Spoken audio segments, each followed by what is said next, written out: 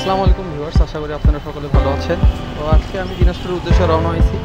দিনাজপুর যাওয়ার পথে আমি যাব বিমানবন্দর রেল স্টেশন থেকে ট্রেনে যাব।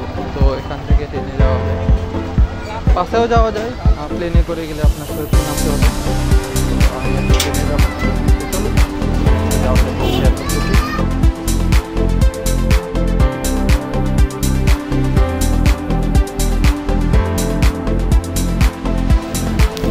মানুষও দেখা যাচ্ছে ভেতরে অনেক, তো ট্রেনে হয়তো বা ভিড় হবে আজকে অনেক। ট্রেন যেটা 10:43-এ 11টা এক্সপ্রেস, এছাড়াও দিনাজপুরে যায় দ্রুতযান এক্সপ্রেস, পঞ্চগড় এক্সপ্রেস, সবগুলোই পঞ্চগড় যায়। আমাকে দিনাজপুর নামতে হবে। তো দেখুন ট্রেনের অবস্থা ট্রেন স্টেশনের।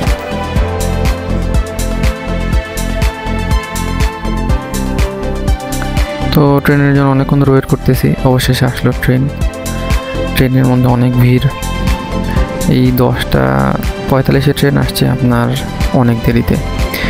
আসলে দিনাজপুর যাওয়ার কোনো প্ল্যান ছিল না, হঠাৎ করে প্ল্যান হয়েছে। আর ট্রেনের জার্নিটা অনেক কমফোর্টেবল, যার কারণে ট্রেনেই নেওয়া হয়েছে। প্লেনের টিকিট তো অনেক হাই, আর এই শীতের দিন বাসে যাইতেও একটু রিস্ক, কুয়াশা থাকে, ড্রাইভার ঠিকমতো দেখতে পায় না। তো ট্রেনে যেতে যেতে দেখেন আশপাশে গ্রাম দেখা যাইতেছে, সবুজ মাঠ, প্রাকৃতিক দৃশ্য, সেটা অবশ্যই অনেক ভালো লাগার। তো যখন গ্রামের মাঝখান দিয়ে ট্রেন যায়, আমার গ্রামগুলো দেখতে অনেক ভালো লাগে, সবুজ গাছপালা। আর ট্রেনের তো নির্দিষ্ট একটাই রুট, যেখানে কোনো জ্যামের কারণ নেই, যানজটের কারণ নেই। তো চলছে তো চলছেই। তো এই জন্য ট্রেনের রুটটা শুধু আমার না, সবারই অনেক পছন্দ। টিকিট পেতে ভালো প্যারা নিতে হয়েছে আমাদের। আর যখনই দিনাজপুর যাই, বেশিরভাগ সময় বাসে যাওয়া হয়, কিন্তু ট্রেনের জার্নিটা কমফোর্টেবল। এই যে গ্রামগুলো দেখা যাচ্ছে, মাঝখানে মাঠ, এটার সৌন্দর্য অনেক বেশি উপভোগের। আর আমার কাছে বরাবরের মতো গ্রাম ভালো লাগে, যদিও শহরে থাকা হয়েছে জীবনের বেশিরভাগ সময়।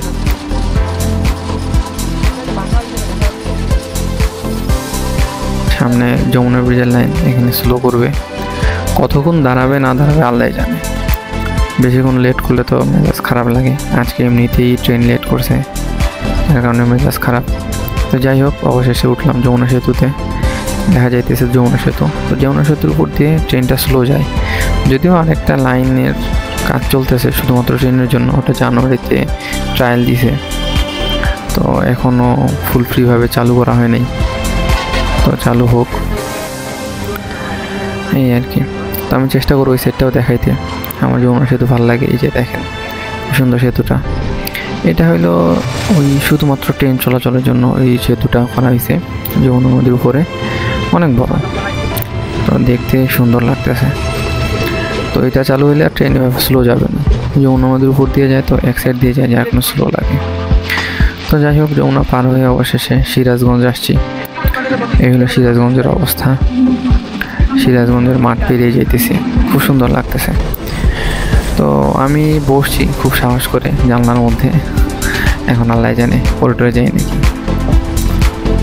তো অবশেষে সিরাজগঞ্জের প্রায় শেষের দিকের স্টেশন এটা। তো এটা পার হয়ে ঢুকবো নাটোরে। এখন নাটোর দিয়ে ঘুরে কতক্ষণ যাই আল্লাহ জানে। তো এই হলো নাটোরের পাশ দিয়ে ঢুকছি, সবুজ ক্ষেত খালার মাঝখান দিয়ে দিছি। ধানের নতুন গাছ লাগানো হয়েছে, মানুষজন কৃষি জমিতে কাজ করতেছে। আর সময়টা পরন্ত দুপুরের পরে আর কি, বিকেল হবে ভাব। তো এই সময় ভালো উপভোগের। যখন আপনি প্রকৃতি দেখবেন, তখন দেখবেন যে আপনার অনেক ভালো লাগে। আর বিশেষ করে যখন দেখবেন ট্রেনটা এরকম বাঁকাভাবে যাইতেছে, তখন এটার দৃশ্যটাও অনেক অনেক ভালো লাগবে আপনার।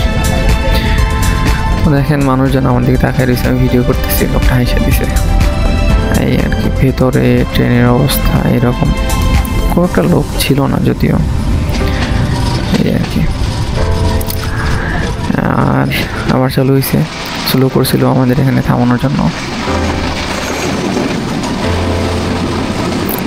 তো যাই হোক, চলতে আছে। তো যাইতে যেতে আরেকটা জিনিস লক্ষ্য করলাম, সেটা হলো অনেকগুলো খেজুর গাছ। খেজুর গাছগুলো থেকে খেজুর পাড়া হচ্ছে, খেজুরের রস পাড়া হচ্ছে অ্যাকচুয়ালি। তো তো খেজুরের রস বরাবর মতো শীতকালে অনেক বেশি প্রিয় সবার, আর খেজুরের গুড় তো সবাই পছন্দ করে। তো এখানে নাটোর জেলাতে পড়ছে এটা। তো নাটোর জেলায় প্রচুর খেজুর গাছ আপনারা দেখতেই পাচ্ছেন। এই যে ট্রেনটা একটা ক্রসিংয়ের জন্য দাঁড়াইছে এখানে, তো আমি চেষ্টা করতেছি খেজুর গাছগুলো দেখাইতে। আর খেজুরের গুড় তো সবার অনেক প্রিয়। তো তারপর আবার চলা শুরু করছে। তো নাটোরে দেখতেছি অনেক বেশি আপনার মুদি বলতে কি আমাদের প্রয়োজনীয় জিনিসপত্রগুলো উৎপন্ন হয় উত্তরবঙ্গের দিকে, যেমন ডাল, আখ, গম, ভুট্টা। তো এই সকল জিনিস অনেক বেশি লাগাইছে আস্তে আস্তে দেখলাম। তো এছাড়াও জার্নিটা খুব বেশি খারাপ লাগার মতো ছিল না, খুব ভালো লাগছে, উপভোগ করছি, বোরিং লাগেনি। এটা হলো সবচেয়ে বড় কথা। দেখা যায় যে ট্রেনে গেলে অনেক বোরিং লাগে, কিন্তু এখানে কোনো বোরিং ফিল করিনি। তো অবশেষে এসে পৌঁছেছি দিনাজপুর স্টেশনে।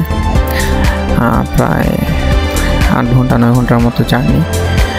সেই 12টার সময় ট্রেনে উঠছি, 8টা 8:30 বাজে গেছে আস্তে আস্তে, 8:30 9টা আর কি, অলমোস্ট 9টা। এই হলো দিনাজপুর স্টেশন। তো ধন্যবাদ সাথে থাকার জন্য। আসসালামু আলাইকুম।